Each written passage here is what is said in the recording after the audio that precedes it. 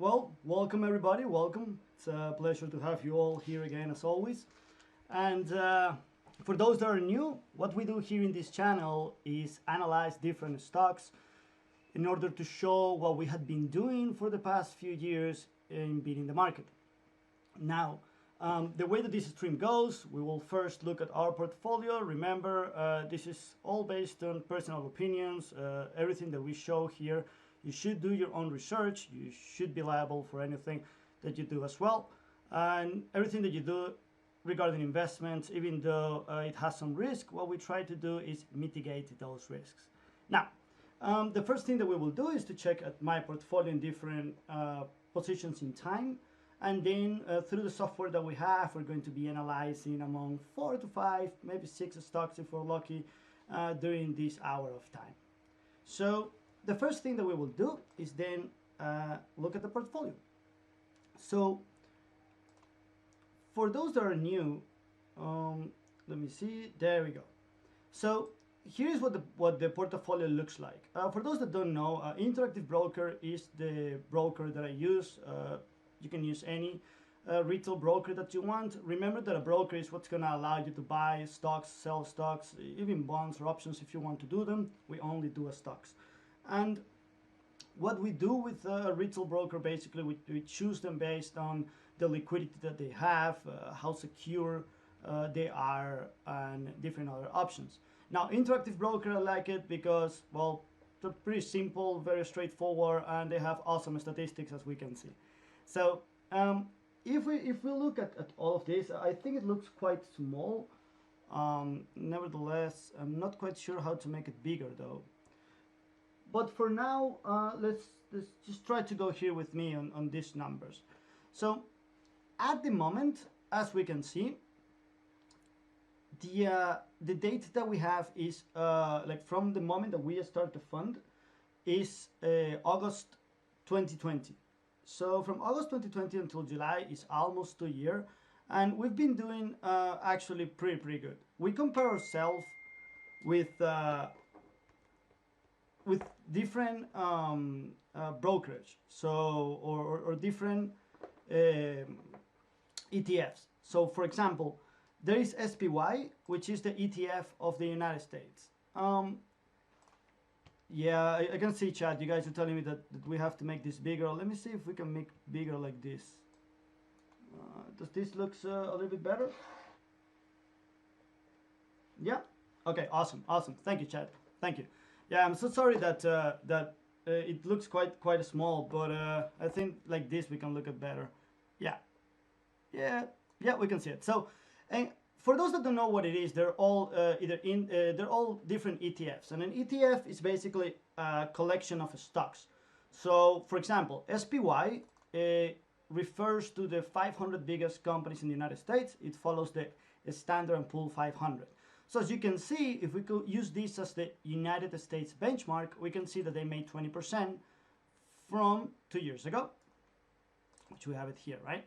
Now, DAX is the one in Germany. It's the 30 biggest stocks in Germany, is what represents the German economy as for its stocks. And during these 2 years, they did 3%. As for NASDAQ, which is the technological stocks, QQQ, follows the 100 biggest ones.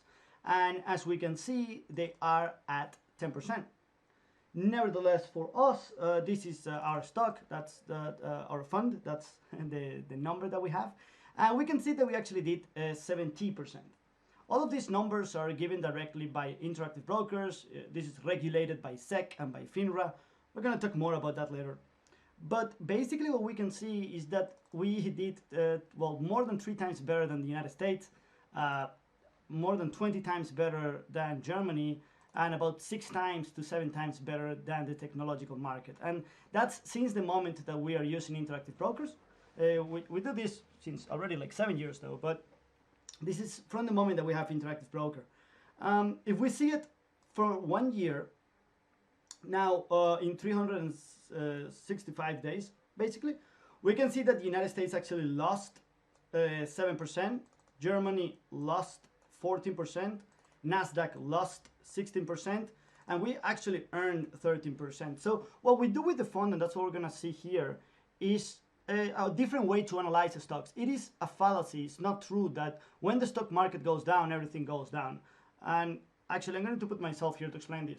It is a lie that when the stock market goes down, everything goes down. The stock market is divided in sectors. There you could divide them in 9 sectors, in 13 sectors. We're actually going to see it later on our software. But different sectors go up and other ones go down. It's true when there's a crisis, most of the sectors goes down. We all lived COVID, or well, most of us have the memory of what happened in 2020. Most of the sectors went down from March, April, May, and June. Let's say airlines or cruise lines or anything that had to do with tourism, they went all down. Nevertheless, when we see pharmaceuticals or when we see other companies such as technological companies or even specific ones like Zoom, they went actually up quite a lot. So those sectors, depending on what is the crash that happens in the market or what's the recession, if you want to call it that way, there will always be opportunities. Right now, what happened was that the tech bubble exploded. We got out of it on December, and we actually did very, very well. And we entered in different sectors, as we're going to see right now. Now, going back to our fund, there's one more metric that I would like to show, and that is from the beginning of this year until today, so from January until July. As you can see, United States did had a minus 16% return. Germany also minus 16. Nasdaq also minus 23, even worse. And for us, we did 12% in positive. Now, there is something also very, very important. I'm going to go back to the inception timeline, and I'm going to scroll down for you guys to see something here. So this is the biggest max drawdown that we had. What this means is from the top to the bottom, if you would have invested in one specific point to the other one, what's the maximum that you would have lost in a period? And this is very important because not everything goes up, and this is something that we all have to know. For example, in SPY, the 500 biggest one of the United States, there was a 23% loss in just 5 months. In Germany, it was a 23% loss in 6 months. In the Nasdaq was also like 6 months. For us, it was 3 months, a 20% loss. Now, why do we have to say this, and why this is important? I'm going to go back to me again. Everything that we do in the stock market goes in cycles. And even though we try to understand why companies are undervalued and we invest them then and actually have good results, if you could see, the main point is to know that out of all of the investments that we do, there is none of them that is going to be a short-term investment. They're all done for the long run. They all have a date that we set up when we buy them, and that's the date that we are going to set up at that specific moment in order to sell them. We do not buy stocks in order to sell them at a 20% gain or a 20% loss. We do it on a time frame, all of them. And this is what keeps us on an advantage. And that's what we're going to see here as well in a little bit. So very, very good. Now that we have seen this, let's go now to our webpage. Remember, chat, you can write me here in the chat where I'm going to say, hello, chat. You can write there anything that you want.